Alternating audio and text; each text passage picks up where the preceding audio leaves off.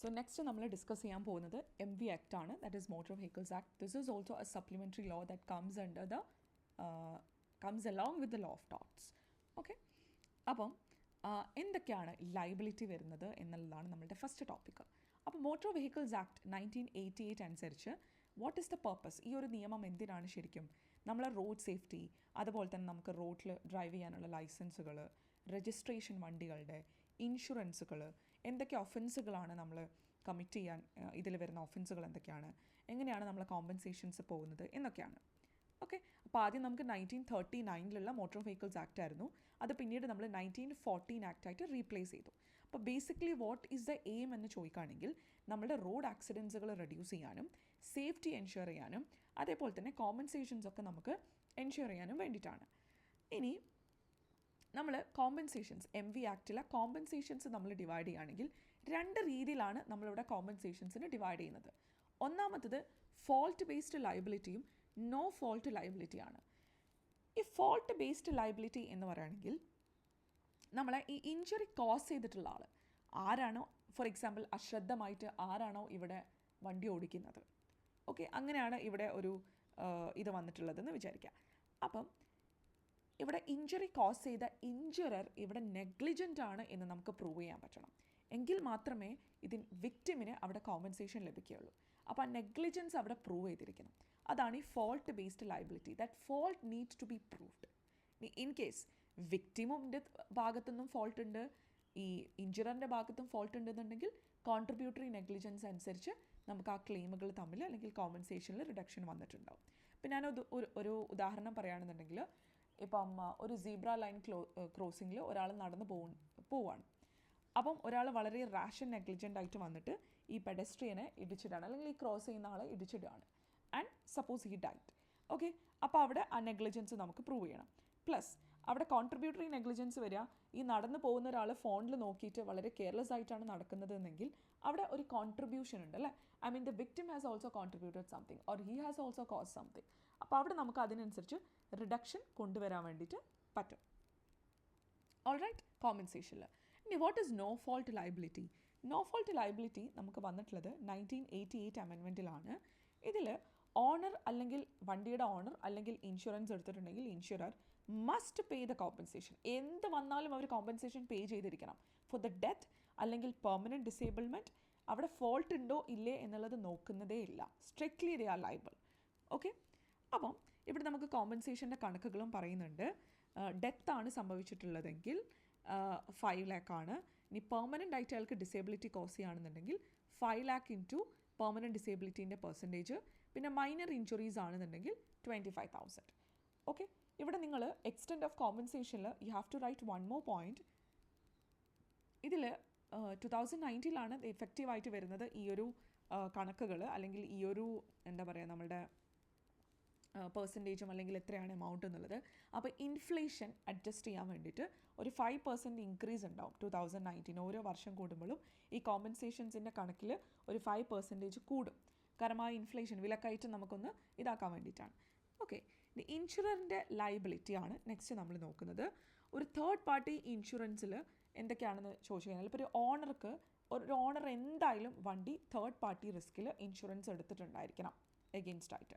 Okay, അതിലെന്തൊക്കെയാണ് cover ചെയ്യുന്നതെന്ന് ചോദിച്ചു കഴിഞ്ഞാൽ, death or bodily injury to any person, അല്ലെങ്കിൽ ഇൻ കേസ് ഒരു പ്രോപ്പർട്ടി, ഒരു തേർഡ് പാർട്ടിയുടെ പ്രോപ്പർട്ടിക്ക് എന്തെങ്കിലും വരികയാണെന്നുണ്ടെങ്കിൽ, അല്ലെങ്കിൽ ഇപ്പം injury to passengers of public service വെഹിക്കിൾസിൻ്റെ, ഓക്കെ, പബ്ലിക് സർവീസ് നടത്തുന്ന വെഹിക്കിൾസിൽ ഇഞ്ചുറി ടു പാസഞ്ചേഴ്സ് വരികയാണെങ്കിൽ അവിടെയും കൊടുക്കണം.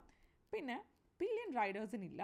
അതുപോലെ തന്നെ not gratuitous passengers of pillion riders of 2 വീലേഴ്സിനെ കവർ ചെയ്തിട്ടില്ല, അൺലെസ് അതങ്ങനെ സ്പെസിഫിക്കലി നിങ്ങളുടെ ആ ഇൻഷുറൻസിൻ്റെ ക്ലെയിമിൽ അല്ലെങ്കിൽ കവറേജിൽ പറയുന്നില്ലാത്തടത്തോളം കാലം ജനറലി കൊടുക്കില്ല. ഇനി അപ്പോൾ ഇൻഷുറർ ഇവിടെ എന്തായാലും ലയബിൾ ആയിരിക്കണം. ഈവൻ ഇഫ് ഓണർ നെഗ്ലിജൻ്റ് അല്ലെങ്കിൽ കൂടിയിട്ടും എന്ത് ചെയ്യണം, ഇൻഷുറർ ഇവിടെ ലയബിൾ ആയിരിക്കും. ഇനി ലയബിലിറ്റിയിൽ എന്ത് കവർ ചെയ്യുന്നില്ല? പില്യൺ റൈഡറിനെ കവർ ചെയ്യുന്നില്ല unless specified in the policy. ഇനി വെഹിക്കിളിൻ്റെ ഓണർഷിപ്പ് മാറുമ്പം ആ ഇൻഷുറൻസും അങ്ങോട്ട് ട്രാൻസ്ഫറായി പോകും.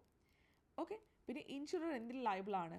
പബ്ലിക് പ്ലേസസിൽ ആക്സിഡൻറ്റ്സ് ആകുമ്പോഴാണ് ലയബിൾ. ഇപ്പോൾ എൻ്റെ വീടിൻ്റെ മുന്നിൽ ഞാൻ വണ്ടി ഓടിച്ചുകൊണ്ട് എൻ്റെ വീടിൻ്റെ വളരെ പ്രൈവറ്റ് സ്പേസിൽ ഞങ്ങൾ വണ്ടി ഓടിച്ചൊരു ആക്സിഡൻറ്റ് സംഭവിക്കുകയാണെങ്കിൽ, സപ്പോസ് മതിലിടിക്കുകയാണെന്നുണ്ടെങ്കിലൊന്നും ഇൻഷുറൻസ് നമുക്ക് കിട്ടില്ല. ബിക്കോസ് അതെന്താണ്, that happened in A private property.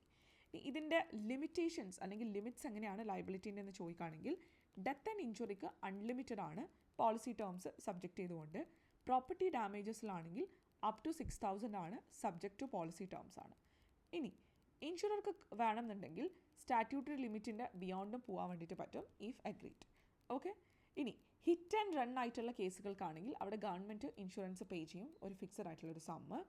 പിന്നെ ഓൺ റൂഫ് അല്ലെങ്കിൽ റണ്ണിങ് ബോർഡ് ഓഫ് ബസ്സിലാണെന്നുണ്ടെങ്കിൽ അവിടെ എന്തില്ല, അവിടെ ഇൻഷുറൻസ് നോട്ട് ലയബിൾ ആണ്. ഇനി നമുക്ക് ട്രൈബ്യൂണലുകളുണ്ട്. മോട്ടോർ വെഹിക്കിൾസിൻ്റെ ക്ലെയിംസ് ട്രൈബ്യൂണൽസ് ഉണ്ട്. അപ്പോൾ അതിൽ എങ്ങനെയാണെന്ന് ചോദിച്ചു കഴിഞ്ഞാൽ സ്റ്റേറ്റ് ഗവൺമെൻറ്റാണ് ഈ ട്രൈബ്യൂണലുകൾ സെറ്റപ്പ് ചെയ്യേണ്ടത്. ഈ ട്രൈബ്യൂണൽസിൻ്റെ മെമ്പേഴ്സ് എന്ന് പറയുകയാണെങ്കിൽ റിട്ടയർഡ് അല്ലെങ്കിൽ ഹൈറാർക്കിക്കലി ഉള്ള ഏറ്റവും മേലെ നിൽക്കുന്ന ജഡ്ജസ് ആയിരിക്കും. ജൂറിസ്ഡിക്ഷൻ ബേസിക്കലി എന്താണ്, death, bodily injury, third party properties ഒക്കെ ആയിരിക്കും ഇവർ കവർ ചെയ്യുന്നുണ്ടാവുക.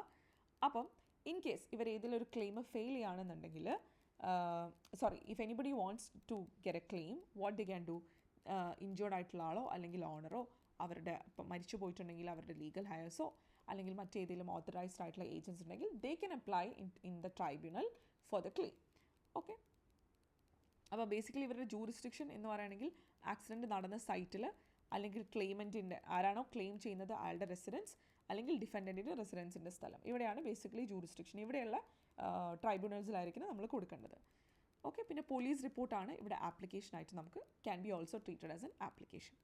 അപ്പം ഇവിടെ എന്ന് പറയുകയാണെങ്കിൽ ട്രൈബ്യൂണൽ എൻക്വയറി കണ്ടക്ട് ചെയ്യും, പാർട്ടീസിനെ വിളിച്ചു വരുത്താൻ സമൻസ് കൊടുക്കും, ലയബിലിറ്റി ഡിറ്റർമിൻ ചെയ്യും, അതോടൊപ്പം തന്നെ കോമ്പൻസേഷനും കൊടുക്കും.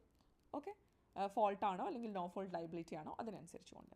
ഫോൾട്ട് ബേസ്ഡ് ആണെന്നുണ്ടെങ്കിൽ ഇൻജുറർ ആയിരിക്കും ഇവിടെ, കാരണം ഇൻജുററിൻ്റെ ഫോൾട്ടിലാണല്ലോ. അപ്പം അവിടെ നെഗ്ലിജൻസ് പ്രൂവ് ചെയ്യണം. കോൺട്രിബ്യൂട്ടറി നെഗ്ലിജൻസ് ഉണ്ടെങ്കിൽ ക്ലെയിം കുറയും. I am just summing it up. ഇനി നോ ഫോൾട്ട് ആണെന്നുണ്ടെങ്കിൽ ഇവിടെ ഓണറിനും ഇൻഷുറൻസിനും ഒന്നില്ലെങ്കിൽ ഡിപ്പെൻസ് ക്ലെയിം ഇല്ലാന്നുണ്ടെങ്കിൽ, ഐ മീൻ ഇൻഷുറർ ഇല്ലാന്നുണ്ടെങ്കിൽ ഓണർ അല്ലെങ്കിൽ ഇൻഷുറർ അവിടെ pays sum for the death, permanent disability, no fault of proof record. അവിടെ ഫോൾട്ടിൻ്റെ പ്രൂഫൊന്നും ആവശ്യമില്ല. തേർഡ് പാർട്ടി ഇൻഷുറൻസ് ആണെങ്കിൽ ഇൻഷുററാണ് അവിടെ കൊടുക്കുന്നത്. അവിടെ ഡെത്ത്, ഇഞ്ചുറി, പ്രോപ്പർട്ടി ക്ലെയിമുകൾ, ഈ കാര്യങ്ങളൊക്കെ അവിടെ വരും. അപ്പോൾ ഇതിൻ്റെ ഒരു ആക്ടിൻ്റെ ഒരു ഒബ്ജക്റ്റീവ് എന്ന് പറയുകയാണെങ്കിൽ വിക്ടിംസിനെ പ്രൊട്ടക്റ്റ് ചെയ്യുക, അവർക്ക് ക്വിക്കായിട്ട് കോമ്പൻസേഷൻസ് കൊടുക്കുക എന്നുള്ളതൊക്കെയാണ്. Okay. So that's all about the MV Act. ഇതിൽ എന്തെങ്കിലും ഡൗട്ട്സോ കാര്യങ്ങളോ, or if you want the notes you can just DM to my number, okay, which is given in the PDF. All right. അപ്പം that's all about the 2 acts. I hope നിങ്ങൾക്ക് മനസ്സിലായി എന്നുള്ളത്. If you want any particular videos നിങ്ങൾ ഇതിൻ്റെ താഴെ drop ചെയ്യുക. Okay. And also please drop your valuable comments. Thank U.